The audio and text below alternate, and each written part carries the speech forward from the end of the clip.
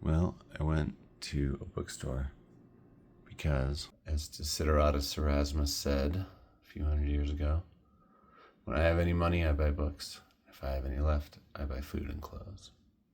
My sister probably agreed. I remember seeing that hanging in her high school bedroom when I was a little kid. She wasn't ripped.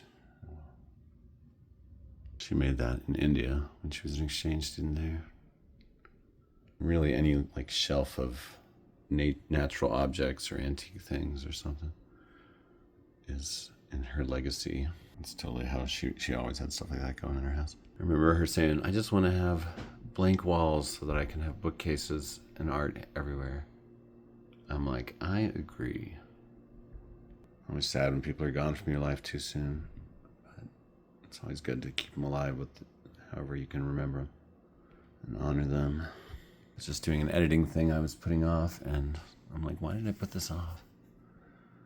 That was dumb. I also found out that the mayor of the city subscribes to the subscription-only newsletter that I'm now writing for. I've got the mayor's ear. That's crazy. I couldn't have passed this book up any more than I could have passed a Del Taco back when I didn't have a gluten allergy. I remember Facebooking once, I have literally lost the ability to pass the Del Taco. I mean, that's as good as book covers get. This has to be a good book. And you know what's crazy? This is the second beautiful paperback I own of this book. Someone at Page One must like this book because they seem to always have it in stock. Maybe I'm just going to keep buying every beautiful edition I buy this. I got this not positive that I had it. These are both excellent covers. This one is like, what? Ugh, just damaged it. Maybe that's just how it goes with bookstores. They just always put crappy tags on things that damage them. Maybe I should walk back my criticisms of organic books. I keep running into people that know the people that work there or run it or whatever. I'm like, am I going to have to delete that video? But I had something legit to say. I was upset that all their tags were ripping off. This is Page One, and I'm not going to stop going there. So maybe I should give that place a little more of a break. Organic books, I don't know. Ugh. Getting windy. Squirrel can hear the commotion increasing. She wanted the blinds open. It's still infuriating to me. Wish places could get their tags right. Another beautiful book. What? A brilliant, startling, and unconventional novel by the author of The Sotwe Factor. Got that tag off. This is just such a good book. I was like, why don't I have Siddhartha anymore? It's because I always give it away. I'm no Buddhist, I don't know anything, but this is a profound and powerful story. This I thought would be a good companion to Uncle Tom's Cabin, Uncle Tom's Children by Richard Wright. A modern response to that famous book. I'm going to find some way to display this, like I get a little glass frame or something that'll fit it. Whoa. 1969 printing. The year of Woodstock. 60s paperbacks are the best. This is an Unsolved Mysteries fanzine. I got it from the zine section, which is cool they have. This is written by someone I know, Billy McCall. He's a cool guy. Originally from the Chicago zine scene. Pretty over-the-top, extreme fellow. I remember his zine, Proof I Exist, once came with a bag of pubic hair and toenails and stuff. I'm like, dude, you don't need to share this much of yourself. I like the Unsolved Mysteries reboot too, where they give a whole episode per topic. It's great. But the Robert Stack era is special and funny and interesting and cool. Like, I love that score. It's so wild. I'll read this. I haven't bought a zine in a while. I usually like to let zines just find me. She grew up in the 80s. That's clever. You are reading this in my voice. Once in Alaska, I told a friend he was Robert Stacking me. That became like vernacular in our group. He was creeping me out. It hit everyone as funny at the right moment. Nice when a joke lands. This was on the bargain shelf, but it's all stamped up. It was still $4, but cool. Titanic Conspiracy Cover-Ups and Mysteries of the World's Most Famous Sea Disaster.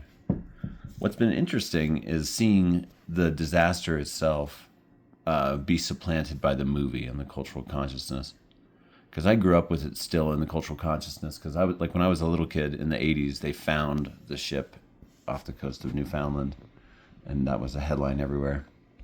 And between that and like having an alphabet book that had T as for Titanic in it, I was aware of it and thought about it. We got another book or two about it for young readers. It did catch the world's fancy in so many ways. Is this for the weird book shelf or the nonfiction shelf? Oh, I almost got this other book too about someone channeling voices from Atlantis. Eventually, the ironic purchases always kind of fall away a little bit when you're trying to keep it to a certain area. I was trying to keep it under 20, and then I ended up keeping it under 30. I did leave things I wanted. I showed willpower. Schopenhauer style, Frog and Toad style. It's going in nonfiction for now. The zine's going in currently reading. This is also in currently reading, and that just got good today. I just got to a part that I finally like. I'm like, okay, now I want to read this. It's about 60 pages in. Okay, now we got a challenge, but I have an idea. I've decided I don't think I'm going to keep all the Sinclair Lewis that's on this shelf on this shelf. I'm really just trying to have a lot of variety. And again, it doesn't take up that much space. Let's see. These two are not both going on here. Keep that one on there for reading. I'm just going to display that here until I find some other way to better and more safely display it. It's just such a cool looking book. And I'll just put by my bed. So that means just these three need added. Same like style, edition, artist probably. So I have two Jean bars. I'm going to read these at the same time like their companion works. And I got this because I really want to read it again. It was so good. I probably read it twice. Oh, there's another Herman Hesse book. Where's that? A little beat up, but that's all right. Okay, I was able to move things around and further refine the collection. Make it all beautiful. Again, this paperback shelf is the centerpiece of this whole channel. I'm trying to read this whole paperback literary fiction case, which I'm continually trying to make more broad-ranging and reflective of what's available in this popular format. Arguably the apotheosis of the readable book, you know, away from the scholarly giant tomes of the early printing press days that you could only read at a podium. Though the book itself was an accessible form, and more toward books popularized in wartime, but that can be kept really close to people. Beach reads, books with this format are sometimes called.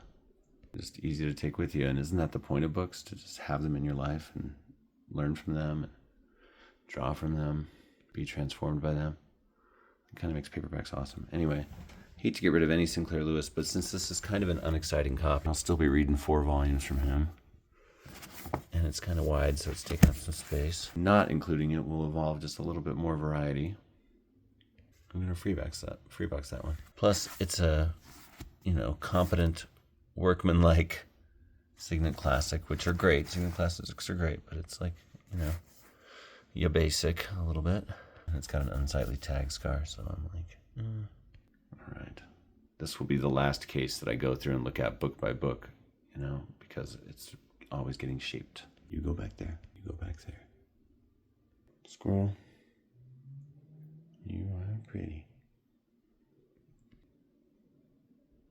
What is this book even about? It feels cruel, but I've got a thing I'm doing here. I mean, I could keep it and have fiction overflow, but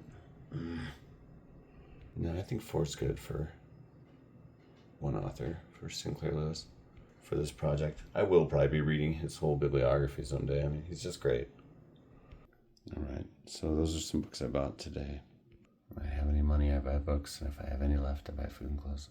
No, actually, as I've pointed out, the kitties are psychic and manipulative, and they want me to buy books. Sometimes they just beam me the thought, buy more books, and you must do as the kitties say. I think they appreciate the warm, insulating quality of the books, and that I sit down to make videos about them and pet them. They probably do read them when I'm not looking. Of course, they read them when I am looking, too. Prisma. All right.